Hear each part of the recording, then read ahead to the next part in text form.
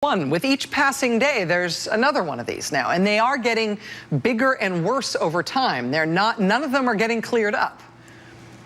I mean, at the end of last week, when the president-elect threw more than 3 decades of diplomacy out the window by making direct presidential-level contact with Taiwan, despite our country's explicit, hard-fought, very fragile deal with China that we do not do that. Was that related at all to the business of the president-elect sending executives over to Taiwan as recently as last month to look at possible sites for new Trump hotels near the big new expanded airport in Taipei?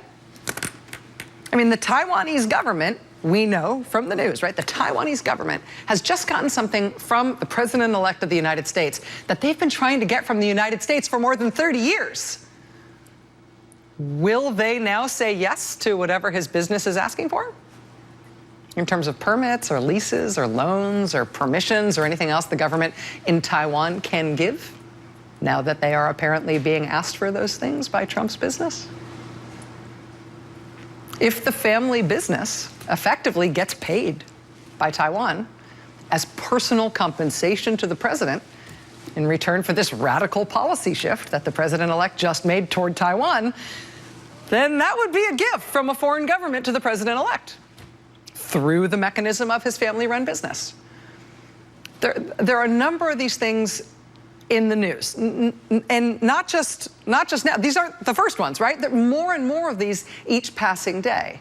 Honestly, if any one of these things end up getting, prosecuted as such, they'd be the biggest raw corruption scandal we've seen in American presidential politics in a very, very long time. I mean, we've had other kinds of scandals. We've had presidents lying and presidents conducting secret and illegal foreign policy, or presidents spying on and taking retribution on their political enemies. But just flat out appearing to use the office of the presidency for naked political, naked, not political, but personal gain. I mean, taking